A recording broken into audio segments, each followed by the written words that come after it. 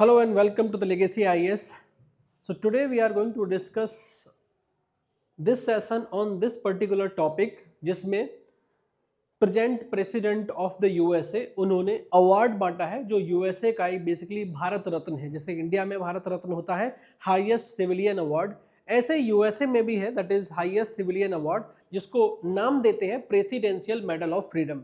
और ये बहुत लोगों को मिला है, लगभग 19 लोगों को ये मेडल मिला है अवार्ड। और ये जैसे for example Messi footballer, George Soros, Hillary Clinton, कई लोगों को इसमें अवार्ड ये दिया गया है ना। तो ये अवार्ड बेसिकली जैसे इंडिया में भी समटाइम्स क्या होते हैं कि अवार्ड एक कंट्रोवर्सी भी पैदा करते हैं कि आपने किस बेसिस पे अवार्ड दिए हैं, उसी हिसाब से यूएसए में भी एक कंट्रोवर्सी पैदा करते हैं। जैसे कि रिसेंटली एक कंट्रोवर्सी हुआ कि आपने मेसी को किस हिसाब से अवार्ड ये दिया है, आपने रोनाल्डो को क्यों नहीं दिया, ठीक है ना। वैसे ही फॉर एग्जांपल जॉर्ज सोरोस को आपने किस आधार पे, किस बेसिस के आधार पे आपने अवार्ड दिया है, highest civilian award of the USA जिसको हम बोलते हैं यूएसए का भारत रत्न जो सोरोस को मिला है। तो इस पूरे सेशन में आज हम डिस्कस करेंगे, क्या क्या डिस्कस करेंगे कि ये अवार्ड होता क्या है और कौन देता है। और उसके बाद जो हमारा पूरा डिस्कशन होगा वो इस बात पे होगा सोरोस की लाइफ के ऊपर कि कैसे सोरोस की लाइफ जो एक विलन भी कंसीडर किया जाता है और काफी लोग उसको हीरो भी मानते हैं। तो मतलब आज कुछ लोग उसको विलन मानते हैं और कुछ लोग उसको हीरो मानते हैं, ठीक है। और किस बेसिस पे ये कुछ लोग उसको विलन मानते हैं और किस बेसिस पे उसको हीरो मानते हैं, ये हम आज डिस्कस करेंगे इस पर्टिकुलर एपिसोड में।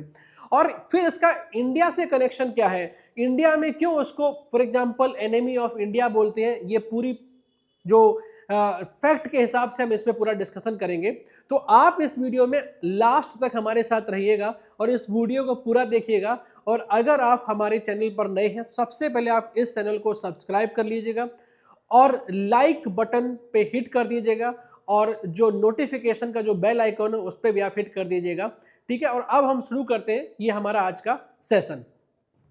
तो जैसे कि आप देख सकते हो यहाँ पे इस पर्टिकुलर इमेज में जो प्रेजेंट यूएसए प्रेसिडेंट है जॉर्ज दैट इज बाइडेन, ये हिलरी क्लिंटन को ये अवार्ड दे रहे हैं। तो सबसे पहले जो हम बात करते हैं कि ये जो पूरे इन लोगों को अवार्ड मिला है, आप देख सकते हो presidential medal of freedom recent, ये किन किन लोगों को मिला है अवार्ड हम अब देखते हैं इसमें। तो बेसिकली जो ये अवार्ड है ये आपको इन लोगों को मिला है, जैसे रॉल्फ लॉरेन का भी इसमें नाम आया है जो एक फैशन डिजाइनर है। आपने मिंत्रा में अगर आप कभी परचेज करते होगे या कहीं पे भी तो मॉल में, तो आपको रॉल्फ लॉरेन का टी शर्ट वगैरह दिखता होगा, तो ये वही रॉल्फ लॉरेन। अब देखो मेसी अनदर नेम आपको दिख रहा होगा इसमें जो आप बेसिकली 100% जानते होंगे। And for example Michael J Fox, definitely जो यूएसए की जो सिटीजन है उनकी जनता है ये इनको मानती है कि इनको अवार्ड जरूर मिलना चाहिए था। वैसे ही फॉर एग्जांपल अनदर इंपॉर्टेंट है जो आपको एक्टर जिनका नाम दिख रहा होगा, इनको भी आप जानते होंगे। जो सबसे कंट्रोवर्शियल अवार्ड फॉर एग्जांपल रहा है वो जॉर्ज सोरोस को रहा है। तो ये इतने लोगों को अवार्ड मिला है जिसमें controversial award basically George Soros का रहा है। इवन मेसी का भी अवार्ड जो है ना कंट्रोवर्सी में रहा है। हम यूएसए सिटीजन के पर्सपेक्टिव से बोल रहे हैं ना कि अपने पर्सपेक्टिव से, ठीक है। नाउ अब हम आगे बढ़ते हैं इसमें। तो जब आगे बढ़ते हैं यहाँ पे सबसे पहले है कि what is the US presidential award, ये होता क्या है, ये अवार्ड है क्या, इसके बारे में हम डिस्कस करेंगे। इंडिया का हम भारत रत्न ऑलरेडी हम जानते हैं, इसके बारे में जानते हैं। ये हाईएस्ट सिविलियन ऑनर है इन द यूएसए, ये recognise a lifetime of achievement. India में भी जो हम लोग भारत रत्न देते हैं वो भी रिकॉग्नाइज करता है life time achievement in various field, किसी भी फील्ड में आपको मिल सकता है। इसका जो ओरिजिन हुआ था ये हुआ था established by president Harry Trueman. ये वो प्रेसिडेंट है जो वर्ल्ड वॉर 2 के टाइम पे यूएसए के प्रेसिडेंट थे। आप ध्यान रखना, ये भी आपके लिए एक इंपॉर्टेंट फैक्ट है कि जो प्रेसिडेंट हैरी ट्रूमैन है उन्होंने इस अवार्ड को शुरू किया था 1945 में। ये वर्ल्ड वॉर 2 के टाइम यूएसए के प्रेसिडेंट थे। एंड इसको रीनेम किया गया, रिस्ट्रक्चर्ड किया गया by president John F Kennedy in 1963 में, इसको रीनेम कर दिया गया। आगे बढ़ते हैं इसमें। फॉर एग्जांपल पर्पज इस अवार्ड का क्या है, इसका पर्पज है it basically honours the contribution to the USA. Basically ये नेशनल सिक्योरिटी और interest okay of the US, इस पे फोकस करता है। वर्ल्ड पीस पे अगर किसी ने काम किया हो तो ये अवार्ड आपको दिया जाता है। कल्चरल और other significant public and private endeavours, अगर आपने कोई काम किया है तब आपको यह अवार्ड मिलता है। नेक्स्ट अगर हम देखें डिजाइन इस अवार्ड का क्या है, तो अवार्ड ये दिखता कैसे है, आप ये डिजाइन देख सकते हो यहाँ पे। तो ये देखो एक व्हाइट स्टार है, व्हाइट कलर में ये सारा स्टार है और रेड कलर में आपको पेंटागन दिखेगा 1 2 3 4 5 रेड कलर का पेंटागन एंड उसके अंदर व्हाइट स्टार है। और इसमें देखो ये देखो बर्ड है 1 2 3 4 5, तो basically surrounded by 5 gold eagle. कितने? 5 गोल्ड ईगल से ये सराउंडेड है ये अवार्ड, ठीक है। और इसकी सेंट्रल में सर्किल जो है that is blue colour, and blue colour में कुछ आपको स्टार्स दिख रहे होंगे, and these represent 13 gold stars. ये क्या रिप्रेजेंट करते हैं? टोटल 13 गोल्ड स्टार इसमें रिप्रेजेंट करते हैं। तो बेसिकली ये आपका अवार्ड है, जैसे हमने अभी आपको बताया, व्हाइट स्टार है ओवर ए रेड पेंटागन। क्लियर? अब आगे बढ़ते हैं, ये अवार्ड देता कौन है? बेसिकली ये अवार्ड आपको देता है, who gives this award? This award given by the president of the USA. ध्यान रखना, दिस अवार्ड, जैसे इंडिया में भी Bharat Ratna is awarded by whom? Given by president of India only. So USA में भी this award given by the president of the US. So president has complete discretion. ध्यान रखना, president के पास ये खुद की डिस्क्रिशन होती है, खुद की इच्छा होती है किसको अवार्ड देना है किसको नहीं देना है। इन सेलेक्टिंग द रिसेंट, जिन जिन लोगों को सिलेक्ट करेंगे ये प्रेसिडेंट के इच्छा अनुसार ही होता है। नो फॉर्मल प्रोसीजर, इसका कोई फॉर्मल प्रोसीजर नहीं है, जिसे कोई कमेटी होगी, कमेटी रिकमेंड करेगी, उस हिसाब से अवार्ड मिलेगा, ऐसा कुछ भी नहीं है। It is based on executive order 11515, एक एग्जीक्यूटिव ऑर्डर पास हुआ था, उसी हिसाब से है। The president can choose on their initiative और वाया रिकमेंडेशन। दैट मीन्स अगर हमें यह अवार्ड चाहिए तो हम खुद अपना नाम रिकमेंड कर सकते हैं, या मेरा कोई और जो है ना कमेटी और कोई इंडिविजुअल हमारा नाम रिकमेंड कर सकता है। इंडिया में भी ऐसा ही होता है।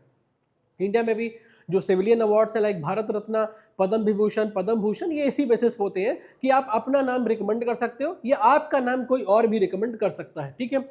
ब्रॉड स्कोप ऑफ रिकॉग्निशन होता है, no rigid qualification, allow for wide ranging achievements across various fields. मतलब ऐसा जरूरी नहीं है कि सिर्फ और सिर्फ ये यूएस सिटीजन को मिलता हो, इवन जो पर्सन यूएस का सिटीजन नहीं है उनको भी अवार्ड मिल सकता है, ठीक है। वैसे ही हम इंडिया के भारत रत्न की बात करते हैं, इंडिया का जो भारत रत्न है वो भी जरूरी नहीं कि सिर्फ इंडियन सिटीजन को मिले, वो बाहर के किसी सिटीजन को भी मिल सकता है। आपको मैं कमेंट करके बताना है कि वो कौन से इंडिविजुअल हैं जो इंडिया के सिटीजन नहीं थे फिर भी उनको भारत रत्न मिला है। ये सब लोगों को कमेंट में हमें आंसर बताना है। देखते हैं सबसे पहले कौन इसका आंसर देता है। नेक्स्ट हम आगे बढ़ते हैं। अब आते हैं जो सबसे इंपॉर्टेंट, जो हमारा जो आज का टॉपिक था जॉर्ज सोरोस के बारे में। तो you can see over here in this picture कि Biden that is USA president is giving this award to the son of George Soros. ये बेसिकली जॉर्ज सोरोस के सन है, that is Alex Soros. So Alex Soros on behalf of his father receiving this presidential medal from the president of the USA. ये है, ठीक है। अब आगे हम बढ़ते हैं, why George Soros is controversial figure in India. सबसे पहले हम बता दें जॉर्ज सोरोस जो है not only controversial figure in India but across the world. Across the world I am talking about you, not only in India. Even for example once India's this foreign minister, okay, that is external affair minister Jaishankar has said that he is rich, he is opinionated and he is dangerous. These terms जो आप समझ सकते हो ना कितने tough और कठोर शब्द इस्तेमाल किए थे किसने? अपने फॉरेन मिनिस्टर ने। क्या किए थे कि George Soros he is rich, he is opinionated and he is dangerous. Understood और नॉट? सो जैसे मैंने बोला कि जॉर्ज सोरोस को कोई भी पसंद नहीं करता है। आप इंडिया के प्राइम मिनिस्टर मोदी नहीं पसंद करते हैं, फॉर एग्जाम्पल पुतिन नहीं पसंद करते हैं, डोनाल्ड ट्रंप भी नहीं पसंद करते हैं, इवन फॉर एग्जाम्पल चाइना के जो प्रेसिडेंट वो भी पसंद नहीं करते, इवन कई और नाम है जो इनको पसंद नहीं करते हैं। आप समझ सकते हो ना कि मैंने आपको जैसे वीडियो के स्टार्टिंग में बोला था ना कि कई लोगों के लिए विलन है और कई लोगों के लिए हीरोज हैं। मतलब जॉर्ज सोरोस एक थानोस की तरह है कि थानोस क्या होता है, कुछ लोगों के लिए वो हीरो है, कुछ लोगों के लिए वो विलन है। वैसा ही यहाँ पे जॉर्ज सोरोस का भी कुछ ऐसा ही हाल है। हम देखेंगे कि इसके पीछे क्या रीजन है कि जॉर्ज सोरोस ऐसे कैसे बन गए कि पूरी दुनिया के विलन। तो फॉर एग्जांपल अगर हम जॉर्ज सोरोस, इनको बोलते हैं manipulator of the global order. क्या बोलते हैं उनको? Manipulator of the global order, ये बोलते हैं। सबसे पहले हम अगर बैकग्राउंड देखें जॉर्ज सोरोस का, बैकग्राउंड है जॉर्ज सोरोस ने अमेरिका में जन्म नहीं लिया था। ध्यान रखना, ये सबसे इंपॉर्टेंट फैक्ट आपको बता रहा हूं। जॉर्ज सोरोस बेसिकली हंगरी में पैदा हुए थे। कहां पे? हंगरी में, ड्यूरिंग वर्ल्ड वॉर 1930s के टाइम में हंगरी में पैदा हुए थे। Hungarian American businessman, financier and philanthropist. क्या है ये? तो सबसे पहले हम आपको बाद में भी बताएंगे कि उनका कहाँ पैदाइश हुई थी और कहाँ पे उनकी अर्ली एजुकेशन हुई थी। Early life survived in the Holocaust by the impersonating as a Christian. See, George Soros basically ये जूइश है। आपको ध्यान रखना, आपको बता दें कि जॉर्ज सोरोस वो हैं, वो बेसिकली ये जू हैं, लेकिन उन्होंने अपनी आइडेंटिटी छुपाई। उनका असली नाम जॉर्ज सोरोस नहीं था, उनका असली नाम जॉर्ज स्वार्ट्स था, जो कि ये जूइश नाम है, और जो उनका सरनेम था स्वार्ट्स, उसको उन्होंने चेंज करके सोरोस रख लिया ताकि ऐसा लगे कि वो क्रिश्चियन है। तो इन्होंने अपनी आइडेंटिटी छुपाई थी। क्यों? क्योंकि उस समय ये जो पूरे जर्मनी और हंगरी, पोलैंड, यहाँ पे जो नाजीवाद जो चल रहा था, नाजिज्म, उनसे बचने के लिए, हॉलोकॉस्ट से बचने के लिए उन्होंने अपनी आइडेंटिटी छुपाई थी। आइडियोलॉजिकल इन्फ्लुएंस उनके ऊपर किसका आया? कार्ल पोपर का। ये उनके प्रोफेसर थे, टीचर थे, और ये कार्ल पोपर बेसिकली एक फॉर एग्जांपल प्रमोटर है ओपन सोसाइटी के। ओपन सोसाइटी का मतलब क्या होता है? ये बोलते हैं कि सोसाइटी ओपन होना चाहिए, ट्रांसपेरेंट होना चाहिए, डेमोक्रेटिक होना चाहिए। ऐसा ना हो कि फॉर एग्जांपल एक पर्टिकुलर लीडर सारी पावर अपने हाथ में रखता हो।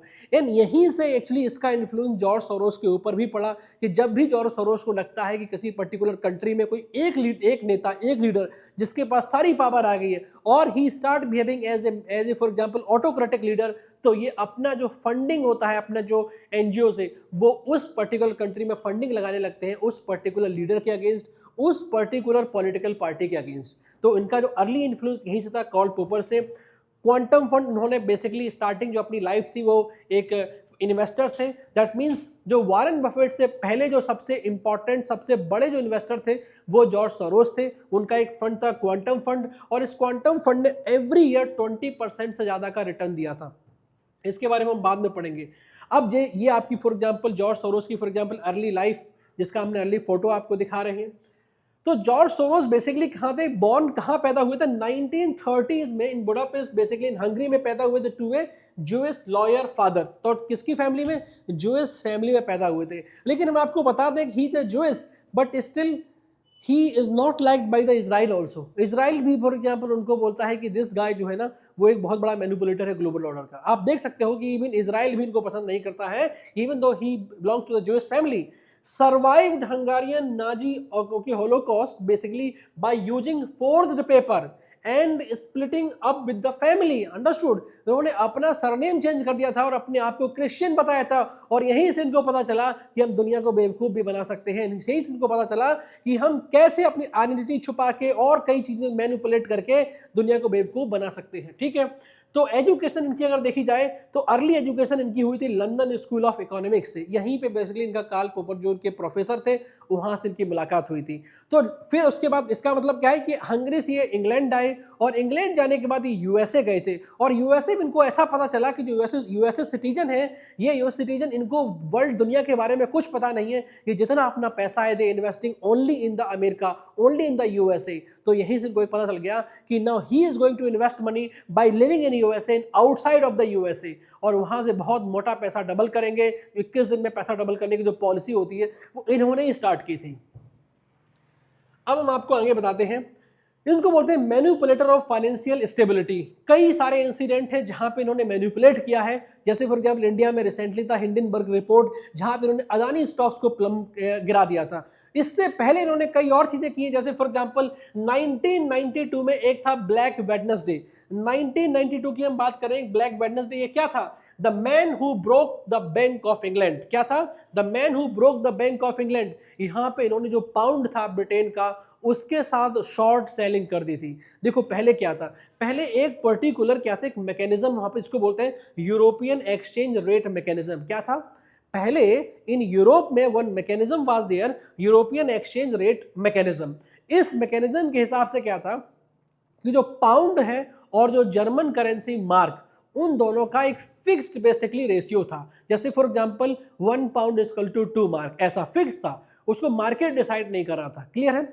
इनको क्या लगा कि जो पाउंड है that is too much over valued है। क्या है? पाउंड जो है बहुत ज्यादा ओवर वैल्यूड है, ये कुछ समय बाद ये करेंसी अपना जो पावर है वो खो देगी। तो इन्होंने क्या किया, बैंक ऑफ इंग्लैंड से बहुत सारा क्या किया है, पैसा पाउंड खरीद लिया। करेक्ट, बहुत सारा पाउंड फॉर एग्जांपल खरीद लिया। अब पाउंड फॉर एग्जांपल जब खरीद लिया उसके बाद क्या हुआ, उस पाउंड से इन्होंने क्या किया, सेल करके मार्क जो है ना जर्मन करेंसी वो खरीदने लगे। ऐसे क्या हुआ कि सेलिंग प्रेशर बढ़ गया पाउंड पे। कई और लोग थे उन्होंने भी सेम काम किया कि पाउंड को फॉर एग्जांपल बेचने लगे फॉर एग्जांपल धीरे धीरे, और दूसरे करेंसी खरीदने लगे। उसके बाद क्या हुआ कि जो यूके की गवर्नमेंट थी उनको लगा किसी तरह इस पाउंड को बचाना है, ठीक है। तो उन यूएसए जो यूके की गवर्नमेंट थी, ब्रिटेन की गवर्नमेंट, उन्होंने उस पाउंड को खरीदना शुरू कर दिया ताकि डिमांड मार्केट में बना दे पाउंड की, क्योंकि सभी लोग बेच रहे थे पाउंड को, बार बार हर कोई बेच रहा था। लेकिन अब गवर्नमेंट कितना पैसा लगाएगी, तो गवर्नमेंट उतना पैसा नहीं लगा पाई और अल्टीमेटली जो पाउंड था उसकी प्राइस नीचे चली गई, 15 to 20% समझ लो नीचे चली गई। और जब प्राइस नीचे चली गई तो क्या हुआ, इन्होंने वो पाउंड जो है ना सस्ते दाम में खरीद के और बैंक ऑफ इंग्लैंड को फिर से वापस कर दिया। तो इस हिसाब से इनको अराउंड $1 बिलियन का इनको फायदा हो गया था, और बहुत सारा चूना जो है ना ब्रिटेन को लग गया था। इसको बोलते हैं ब्लैक वेडनेसडे। तो इन्होंने शॉर्ट सेलिंग किया था, करेक्ट है। ऐसे ही इन्होंने इंडिया में भी शॉर्ट सेलिंग किया था, तो इसलिए इनको बोलते हैं ही इज द मैनिपुलेटर। यहीं पे नहीं रुके, ये फॉर एग्जांपल जब 1997 में, जिसको एशियन टाइगर्स बोलते हैं, जैसे Thailand is also was considered as Asian tiger, but इनको पता चला कि जो थाईलैंड है, थाईलैंड के पास खुद की कोई इंडस्ट्री नहीं है।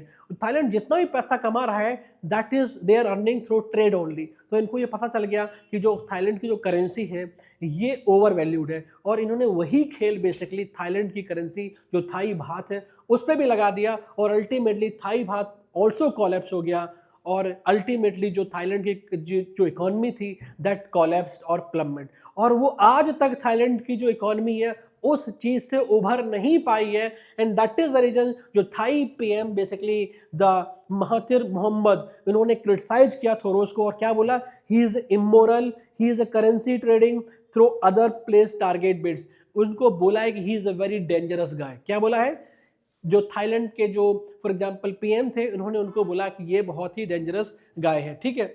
Now next is the open society foundation. जब फॉर एग्जांपल अगर हम सोरोस की नेटवर्थ देखें तो सोरोस की net worth around right now $8 billion है समथिंग। लेकिन आप सोचोगे जिस इंसान के पास सिर्फ $8 बिलियन है, इससे ज्यादा high net worth individuals are available in the market. आप एलन मस्क का नाम ले लो, आप वॉरेन बफेट का नाम ले लो, then how this George Soros is able to manipulate entire world but not other rich persons are able to do? See, George Soros का actual net worth is basically $44 billion, but इस बंदे ने क्या किया, ये क्या बोलता है, ये बंदा ये बोलता है कि एक टाइम क्या हुआ, उसको हार्ट अटैक आया तो उसको रियलाइज हुआ कि पैसा कमाना ही सब कुछ नहीं है, आप पैसा कमा के मर जाओगे, दुनिया आपको याद नहीं रखेगी।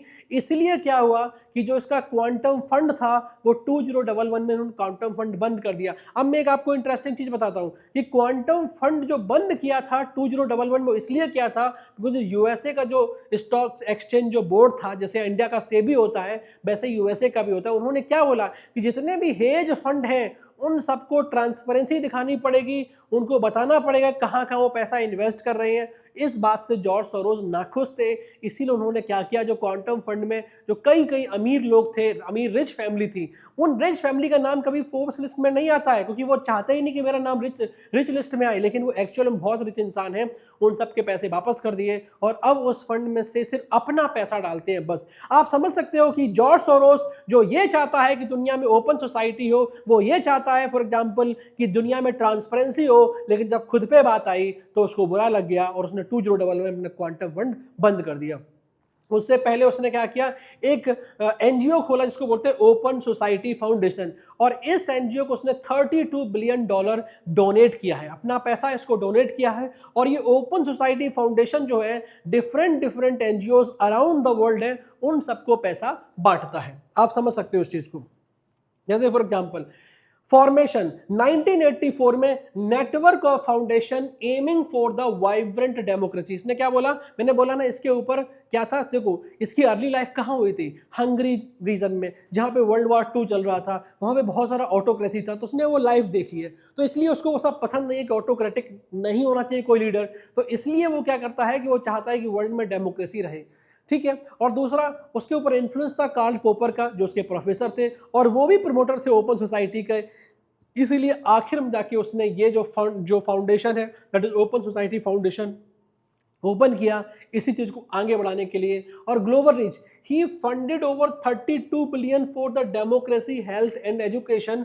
कंट्रोवर्सी क्या? Accused of funding political NGOs with biased agendas, banned Russia labelled open this society foundation threat to national security, Hungary enacted stop Soros legislation. आप समझ सकते हो कि कंट्री, जिस कंट्री में वो पैदा हुआ उस कंट्री ने एक लॉ बनाया और लॉ का नाम था स्टॉप सोरोस। दैट मीन्स इस कंट्री ने कोई भी एक्टिविटी अलाउ नहीं की जो जॉर्ज सोरोस के द्वारा की जाती हो। समझ सकते हो आप? ये आपकी मैं फैक्ट बता रहा हूं यहाँ पे। मतलब वो कंट्री, जिस कंट्री में वो इंसान पैदा हुआ था, he is the child of that country, उस कंट्री ने भी एक कानून बनाया और इस कानून में ये बोला कि George Soros can not conduct any activities in that country, और उसके नाम दिया स्टॉप सोरोस लेजिस्लेशन। आप समझ सकते हो इस चीज को। अब हम आगे बढ़ते हैं, फॉर एग्जांपल इंडिया में कनेक्शन लाते हैं। इंडिया कनेक्शन अगर हम देखें, हिंडनबर्ग रिपोर्ट फॉल आउट 2023, हम रिसेंटली का सिर्फ एग्जांपल ले रहे हैं so that you can connect better with the George Soros. So Hindenburg relation क्या था कि Adani group accused of stock manipulation and accounting fraud, ये बोला हिंडनबर्ग रिपोर्ट ने, and resulted in 100 billion wipe out in Adani's market value. And Soros remark at Munich security conference में उसने क्या बोला? Term PM Modi as no democratic. क्या बोला PM Modi को? कि वो डेमोक्रेटिक नहीं है। देखो, पीएम मोदी डेमोक्रेटिक है या नहीं, ये भारत देश का जो सिटीजन है वो डिसाइड करेगा। वो वोट देकर डिसाइड करेगा, वो प्रोटेस्ट करके डिसाइड करेगा, लेकिन बाहर का बंदा जो है इंटरफियर नहीं कर सकता है। करेक्ट है? ये हम लोग अलाउ नहीं करेंगे। ये सिंपल से फैक्ट है कि outsider can not influence our politics, but what he is doing, he is basically spreading his own agenda. And इसने क्या किया हिंडनबर्ग रिपोर्ट के हिसाब से कि शॉर्ट सेलिंग कर दी। वही काम जो बैंक ऑफ इंग्लैंड के साथ किया था कि अदानी के शेयर्स फॉर एग्जांपल कहीं से उधार ले लिया, फॉर एग्जांपल आप समझ सकते हो, $10 बिलियन के उधार ले लिए, और जैसे ही अदानी के शेयर्स प्लम्मेट होते हैं और उनकी वैल्यू $5 बिलियन हो जाती है, he will going to purchase दो शेयर्स फ्रॉम द मार्केट इन सस्ते दाम में परचेज करके फिर से वो जहां से उसने लिया था उनको सारे शेयर्स रिटर्न कर देगा और इससे उसको प्रॉफिट हो जाएगा। इसको बोलते हैं शॉर्ट सेलिंग। करेक्ट है? तो ये उसने काम यहाँ पे भी किया था। ठीक है? क्योंकि देखो, अदानी की कंपनी में ऐसा तो नहीं था कोई फाइनेंशियल इशू हो या ऐसा हो। उसके बाद इन्वेस्टिगेशन भी हुआ और इन्वेस्टिगेशन में ये पाया गया कि whatever Hindenburg report was there, it was completely baseless. Correct? आगे हम बढ़ते हैं। सोरोस एंट्री इनटू इंडिया कैसे हो? एक फंड है जिसको बोलते हैं आस्पदा इन्वेस्टमेंट कंपनी, इसके थ्रू वो अपना जो पैसा है ओपन सोसाइटी फाउंडेशन से इसमें डालता है। Soros economic development fund backed initiative था। Investment in sectors like food logistic में उसने इन्वेस्ट किया, एग्रीकल्चर में किया, एजुकेशन में किया, फाइनेंस सर्विस में। इंडिया में कई सारे फॉर एग्जांपल एनजीओस हैं जिसमें वो फंड करता रहता है पैसा और अपना एजेंडा चलाता है। ठीक है? ओपन सोसाइटी फाउंडेशन आप समझ सकते हो। He expanded reach in India during Obama era, क्योंकि उसने, मैंने आपको बताया, जब ओबामा एज ए प्रेसिडेंट चुनाव लड़ रहे थे तो उस समय उसने ओबामा को फंड किया था। हिलारी क्लिंटन को भी उसने फंड किया था। आप समझ सकते हो। और Obama, Hilari Clinton and Biden, ये सब एक ही पॉलिटिकल पार्टी से बिलोंग करते हैं। आप समझ सकते हो, आप लिंक कर सकते हो कि नहीं यहाँ पे, कि ऐसा नहीं कि यूएसए में सब अच्छा होता है। यूएसए में भी ये राजनीति चलती है बहुत सारी कि हमको सपोर्ट करेंगे, हम उनको सपोर्ट करेंगे। तो ओबामा जब इलेक्शन लड़े थे उस समय इसने फंड किया था, जॉर्ज सोरोस ने। क्लिंटन के कई सारे एनजीओस को पैसा इसने दिया था। करेक्ट है? वो क्लिंटन जो है ना, Clinton, Hillary Clinton, bill Clinton के जो एनजीओस हैं, ये भी इंडिया को बहुत सारा नुकसान पहुंचाते हैं। उसको पैसा किसने दिया? जॉर्ज सोरोस ने दिया। और बाइडन अगेन इन्होंने दिया। इसीलिए डोनाल्ड ट्रंप इसके अगेंस्ट है, क्योंकि डोनाल्ड ट्रंप जो है ना वो अलग पॉलिटिकल पार्टी से बिलोंग करते हैं। Next, he known for funding NGO targeting India's internal policies. He criticized for manipulating national narratives.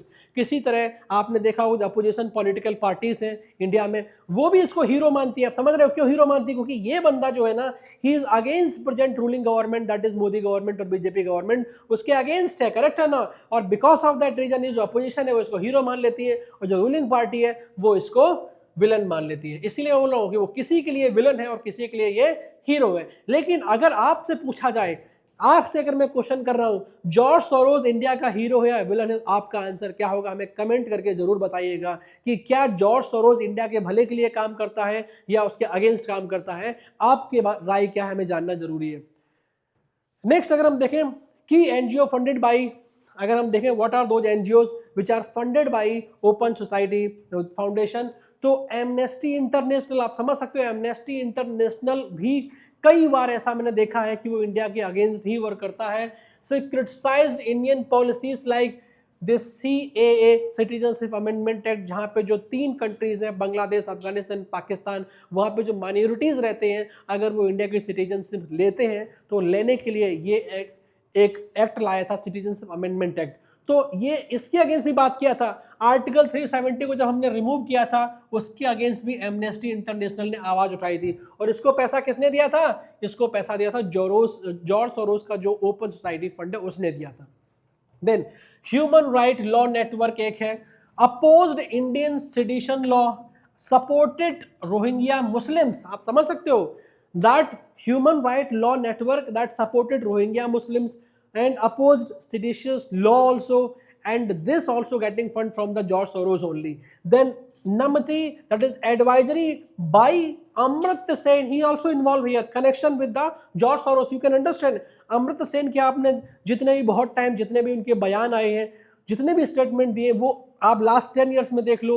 उन्होंने लास्ट 10 ईयर्स में बांग्लादेश को इतना अच्छा बताया कि बांग्लादेश में हैप्पीनेस है, पर कैपिटा इनकम बहुत बढ़िया है, सब बढ़िया चल रहा है. और आज बांग्लादेश आप देख सकते हो कहाँ पे है, नीचे जमीन पे आ गया है ना. आप समझ सकते हो कितने बाइज्ड स्टेटमेंट ये लोग देते थे, कितने बाइज्ड बोलते थे कि बांग्लादेश में कोई हंगर नहीं है, पाकिस्तान में कोई हंगर नहीं, श्रीलंका में कोई हंगर नहीं है, ये तीनों कंट्री बहुत हैप्पी है, इंडिया में कुछ भी अच्छा नहीं है. आप देख सकते हो आज तीनों कंट्री की क्या हालत है, आप समझ सकते हो. तो इनका भी, अमर्त्य सेन जो नोबेल प्राइज विनर, इनका भी कनेक्शन कहीं ना कहीं जॉर्ज सोरोस के साथ है. Frequently critical of government policies, Amartya Sen जो है ना ये frequently critical of government policies, worked on environmental and social justice issues. Then media and judicial influence also, जो NGOs funded by open society foundation allegedly manipulate media narratives and influence judicial decisions. आप समझ सकते हो कितना बड़ा connection George Soros का India के साथ है. और इनको मिला है भारत रत्न जैसा, इंडिया यूएसए का जिसको बोलते हैं अमेरिकन रत्न, और highest civilian award of the USA. अब हम देखते हैं कि कंसर्न फॉर इंडिया, इससे इंडिया का क्या कंसर्न है आपको बस. तो इंडिया कंसर्न है इम्पैक्ट ऑन नेशनल इंटरेस्ट, जो इंडिया के जो नेशनल इंटरेस्ट है उन पे इम्पैक्ट पड़ता है. एंड दिस फंड जो कि जो एक्टिविटीज है seen as meddling in India's internal affairs. I told you कि इंडियन गवर्नमेंट बुरी हो सकती है, इंडियन गवर्नमेंट डेमोक्रेटिक वे में वो काम नहीं कर रही है, डेफिनेटली सही बात हो सकती है. इंडियन गवर्नमेंट ट्रांसपेरेंट नहीं है, करेक्ट है, सही बात है. लेकिन आउटसाइडर को इन्फ्लुएंस नहीं करना, आउटसाइडर को इसमें इंटरफेयर नहीं करना है, हम लोग अपना मामला खुद देख लेंगे, ठीक है. वैसे ही Soros openly opposes nationalism and promotes his vision of a new world order. Government response क्या है इन 2016 में, जो गवर्नमेंट तो चुप बैठेगी नहीं. 2016 Indian government placed this open society foundation under a watch list, correct है. Soros accused of funding companies to hinder national interest. हम बताते हैं जैसे बार बार कैसे वो बार बार अदानी को अटैक करते हैं, करेक्ट है कि नहीं, अपने फंडिंग के हिसाब से, अपने शॉर्ट सेलिंग के हिसाब से, जैसे उन्होंने बैंक ऑफ इंग्लैंड के साथ किया एंड फॉर एग्जांपल थाईलैंड के साथ किया. तो ये फॉर एक सोरोस की कहानी है कि मैंने आपसे इस वीडियो के स्टार्टिंग में बोला था कि कई लोगों के लिए वो विलन है और कई लोगों के लिए वो हीरो है. हमने आपको पूरी पिक्चर रख दी सामने, अब आपको बताना है कि ये जॉर्ज सोरोस ये विलन है या हीरो है, और इंडिया के लिए क्या है, विलन या हीरो, आपको बताना है. तो ये था पूरा जॉर्ज सोरोस की पूरी कहानी. आपको अगर वीडियो पसंद आए डेफिनेटली इस वीडियो को लाइक करो और अपने फ्रेंड्स के साथ शेयर जरूर करो, कमेंट जरूर करो. आप कमेंट करोगे हम उसमें जरूर रिप्लाई करेंगे. Thank you.